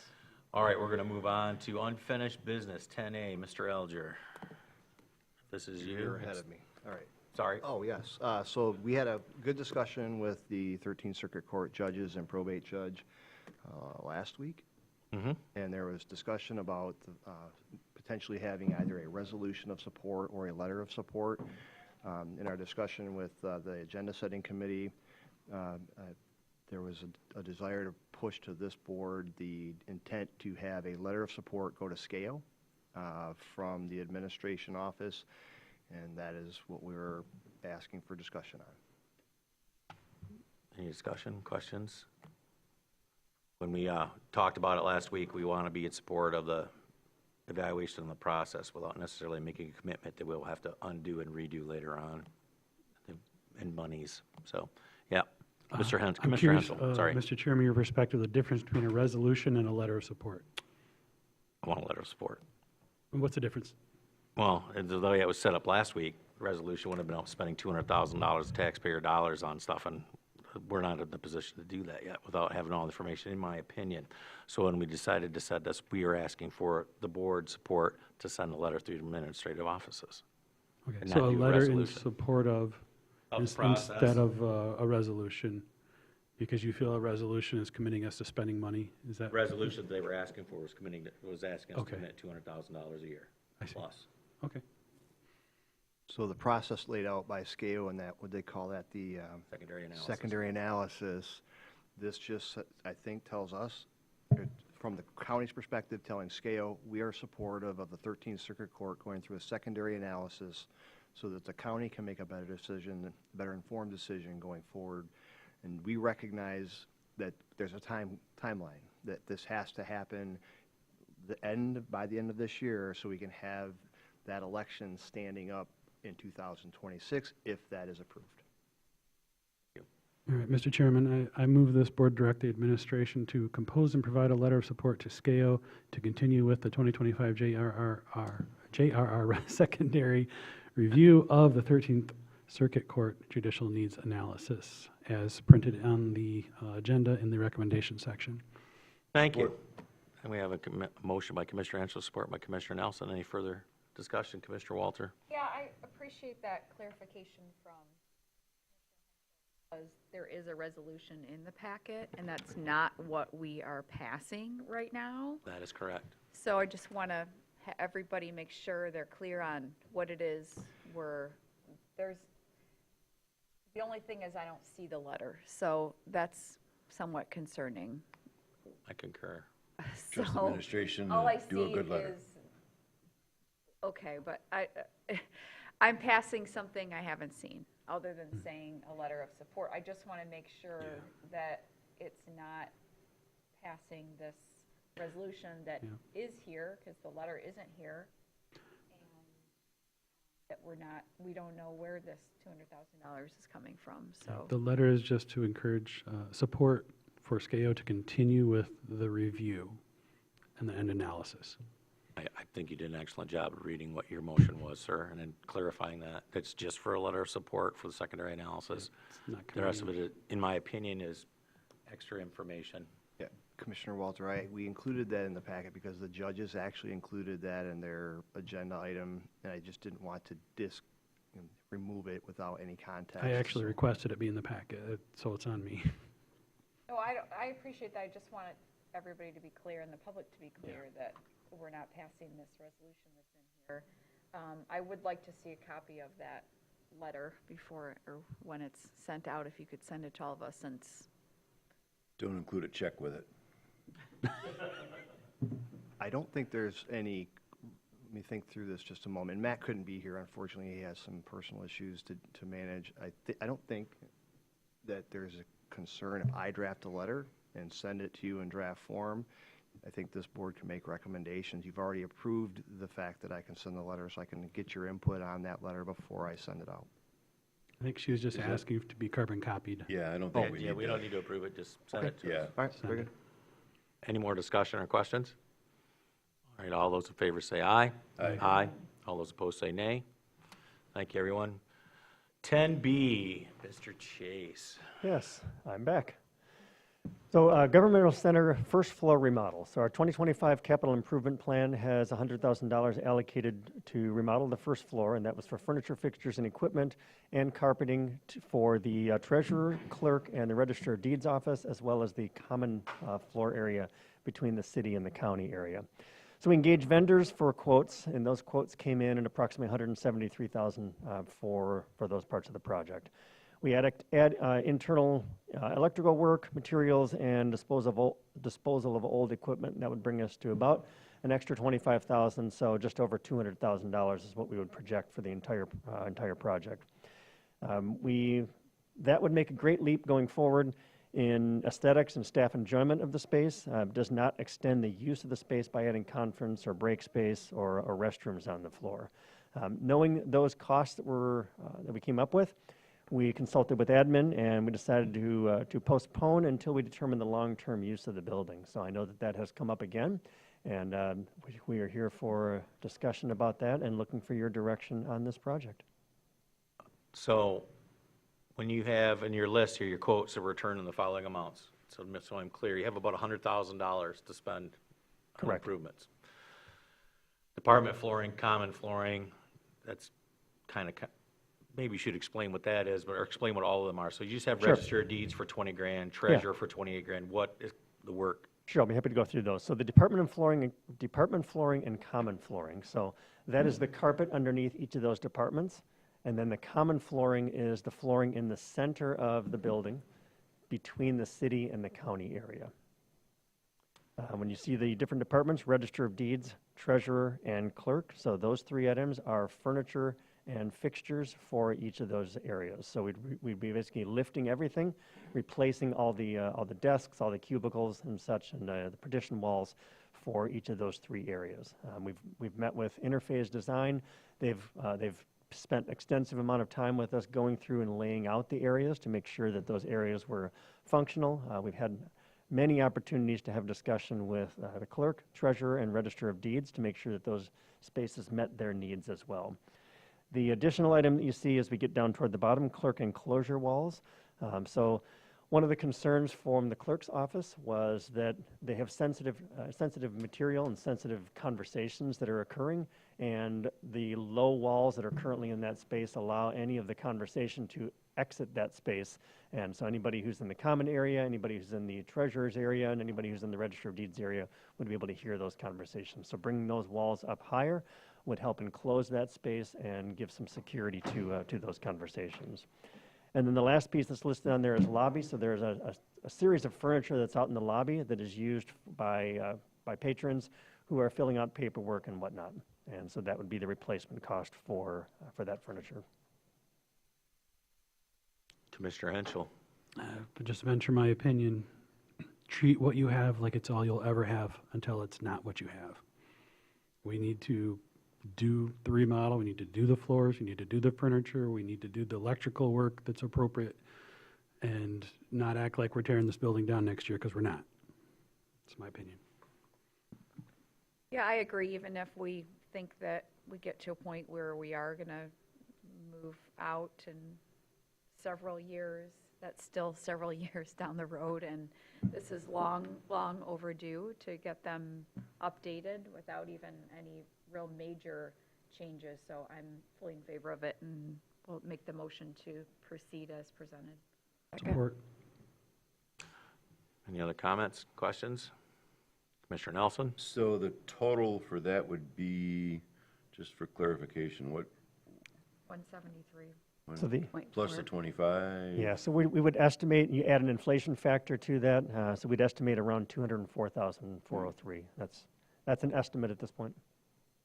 And the money, where's the additional money over the 100 grand? So going back to the conversation earlier, we do have contingency funds in the capital improvement plan.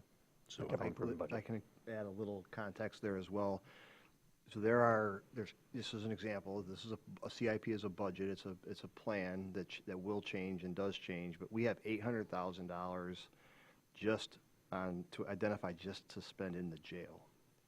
So in the event that we fall short, I don't think we're going to get to 3 new isolation cells in our jail this year. I just don't think that's going to happen. And there's an additional $350,000 in cameras that was requested in the CIP, we're probably not going to get there. So while John and his staff have done a great job ticking these projects off throughout the year, the timing and sequencing of events, you're going to have funding left over in that CIP at the end of this year. Well, I have said many times that we have to do business and we have to replace items and do business. Some of these things on this list are not doing business. These are wants, not needs. And so I disagree with apparently going to be everybody.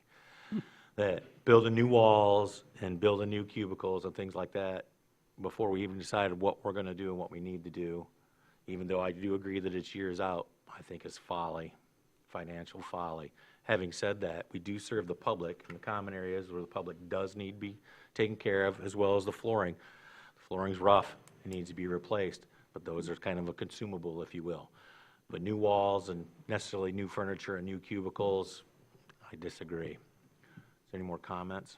Yeah, I want to add to that because those round tables and chairs out in the lobby, I don't think they're that bad, but that's probably a really small amount financially when we're looking at what it costs to redo this. But to Commissioner Seifert's point, or Chairman Seifert's point, I kind of agree. I wonder if we could do like A and then B for the furniture and the walls, maybe something that's less expensive than this, because I don't know, the table and chairs out in the lobby, they're fine. The 98 coming From the, from that equipment that's in the lobby. from? What equipment? I'd have to I'm look at sorry, it. I didn't ask. You're you to right. speak. Go ahead. I mean, there's like 4 tables, and there's a computer. Yeah, I can go back and confirm that. It's listed in here as It to seems what so that's expensive for specifically. just to, It does seem pricey for 4 tables and 16 chairs and. we can keep those tables, we can keep that computer, we just need flooring in I agree with the that. common area, and I don't know why the city doesn't pay for half of that, because that's half of them too. Right. I mean, Well, they we'll should ask them. At least pay Yeah. for part of that flooring there. But to your point, we need to take care of our staff regardless of what the city does. Yeah. Yeah. And So- that's, and to the cost share, I mean, that is a common area of the building. That's something that can be included in the cost share. And in terms of the 9800, that's something that we can take a look at, and we can knock that particular item off if we feel necessary. I just didn't know. Sure. Oh, sorry. I will say that to your point regarding the furniture and fixtures that are in those spaces now, it's in very, very rough shape. We have some parts, some replacement parts. Those are getting harder to find because we've burned through all the replacement parts that we have to fit many of the pieces in there. We are also reusing some pieces, so reusing some desktops where appropriate for this. Thank you. Any more comments, questions? I wonder what this would look like if it was actually approached when, I've heard it a couple times from the clerk, so I know in the last 3 years, the price has gone up on all of these items. Oh, I'm sorry, Commissioner Nelson, my apologies. Yeah, I was just going to comment that a lot of the desk and the equipment that we're buying is something that can be moved and reused depending on when and if that were be necessary, so. Very true. It is all modular. You'll take that into account, its transitional characteristics. Yep, it's all modular furniture. Yeah, that, Break it down like Tinker Toys, put it back together. not made from Tinker Toys. Higher quality. Let us hope. I'm not sure Tinker if the Toys young and folks Play-Doh. out there understand that reference, but. Says the resident young folk. Legos. Lego. All right, we have a motion on the floor. Can we have a roll call vote, please, Bonnie? Who seconded that? That would be Commissioner Nelson, I believe, right? Or, yes, Commissioner Nelson? Commissioner I Flynn? made the motion, and I don't know who. I think I seconded it. Oh, my Maybe, apologies. yeah. I had it backwards. Commissioner Walter made the motion and Commissioner Henschel seconded it, I believe. Okay, Spence, Yes. Walter, Yes. Flynn, Yes. Morris, Yes. Nelson, Yes. Henschel, Yes. and Seifert. No. Motion passes. Thank you, everyone. Thank you. New business, do we have any? Sweet. Commissioner Department reports. Anyone? I'm gonna start now. Let's start down at Commissioner Henschel's end. Got anything, Rob? Not today, sir. Commissioner Nelson. I just want to thank the administration team, the members, and members of the commission that came out to the horse show last week and did a tour. And every tour I do, I learn a little bit more about what's going on there, but I just wanted to express my appreciation for everyone coming out. I express my appreciation for having that. I hadn't been there in a decade, and it was awesome. Thank you for doing that. I as well learned a lot. I hope to get back there before they're done for the season. Commissioner. Pick me up a hat? We don't have that kind of thing. That's right. Those are. Gorgeous hat. And I've already learned not to buy somebody a hat without them standing there. Commissioner Walter. Nothing today. Commissioner Flynn. Nothing today. Commissioner Spence. I want to say thanks for the invitation to the horse shows. I couldn't come. I mean, I had something I had signed up for months ago, but I know I missed out on a good time. That's all. Mr. Morris. Northern Lakes Community Mental Health meeting at the Governmental Center in Leelanau County on August 21st. It's my understanding that the NMRE will be discussing with us that day some of our financial situations. Yes, that, so the NMRE has received a draft report from Raymond that kind of concludes the look back. I know that they have some rough numbers that they want to present to the authority on the, would you say the 21st, Commissioner? Yes. On the 21st, we were set to have a dispute resolution committee, not necessarily to address a dispute, but to have a discussion about concerns with that process next Tuesday. We have since canceled that meeting because we want that report to be presented to the appropriate bodies before we start to discuss it as a dispute resolution committee. I'm very anxious to hear what happens on the 21st. As am I. So that was at 1 o'clock, correct? Yes. Got it. Thank you very much. I have nothing to add.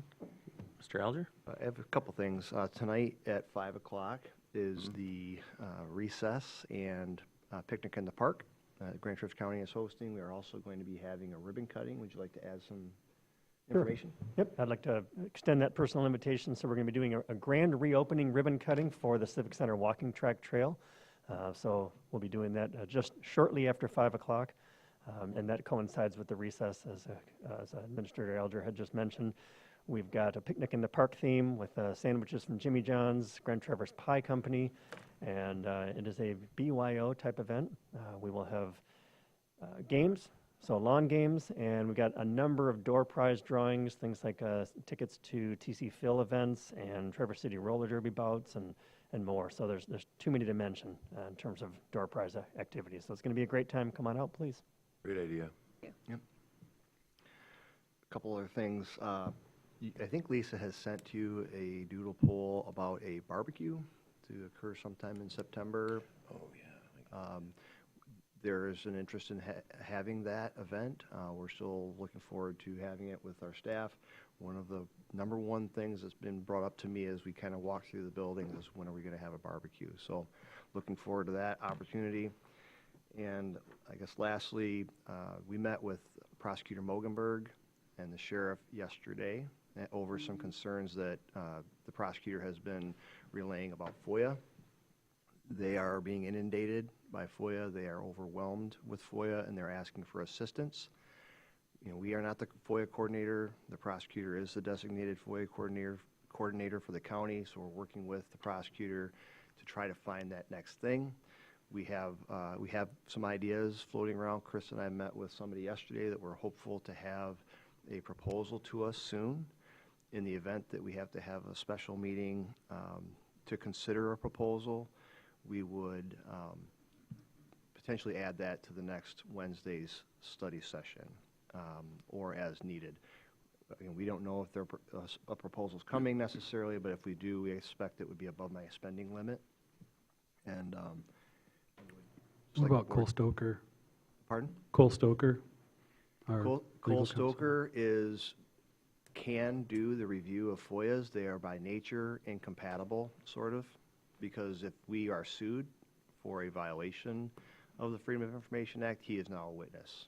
And this board would actually hear an appeal for a FOIA consideration, so Matt would be the person that would review that and make recommendations to the board. If the prosecutor was still our legal counsel and FOIA coordinator, would not be the same situation? There's just a concern there. There's always been that concern there. Lawyers. Okay. So you're looking at bringing in an outside contractor yeah, to who- help with that? Is that what you're referring Yeah, to? who we have talked to is a retired FOIA coordinator for a large state agency. And we have met with her, we met with her via telephone yesterday. We've asked for a proposal if she's interested in doing that, and so we're waiting on that. It's not Michigan State Police, is it? I still got a FOIA from February I haven't heard nothing about. I just want to update you in the event that the prosecutor or the sheriff says something to you. They are. This has been, the impact of this was unknown to them, and it's a significant undertaking. The prosecutor is also looking to engage state, federal entities and funding for victim services. And it's all yet to be determined, and it just, quite frankly, it can't happen fast enough. So they are expressing need for help, and we're trying to help.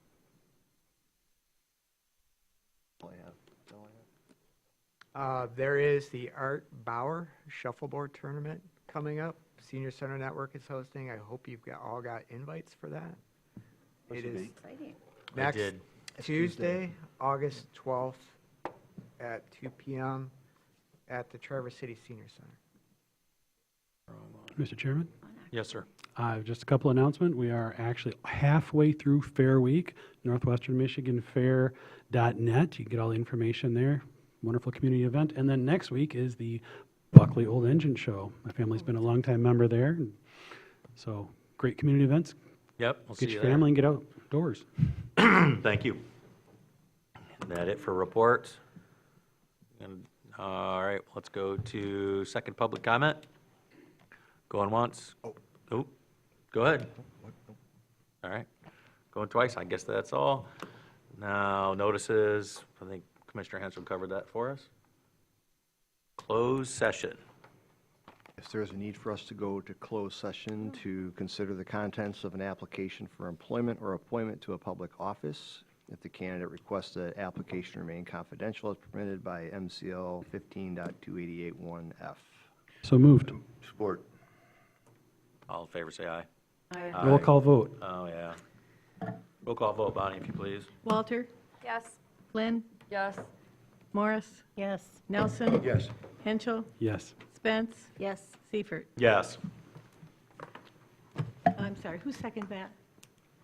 I believe Commissioner Nelson did. Nelson, thank you. My apologies for not getting that for you.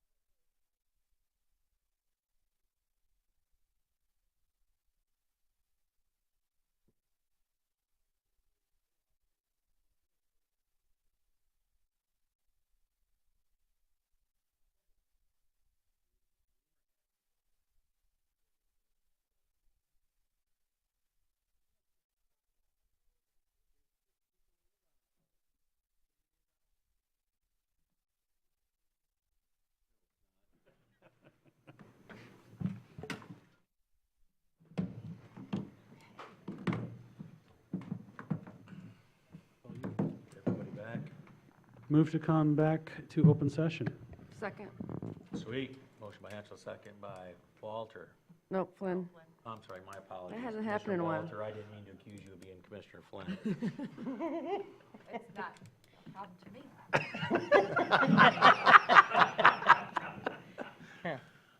So, all those in favor? Aye. Aye. Aye. All those opposed? Back in session. Thank you, everyone. Commissioner Nelson. Mr. Chair, I make a motion that we interview candidates 2, 6, and 10 after being vetted for eligibility with the DHHS and a full board interview process. Do I have a second? Support. Sweet. Did you catch that, Bonnie? Yep. Motion by Commissioner Nelson, support by Commissioner Henschel. All those in favor, say aye. Aye. Aye. All those opposed, say nay. Thank you, everyone. If there's nothing else, we're adjourned. Thank you. Thank you. Your admin-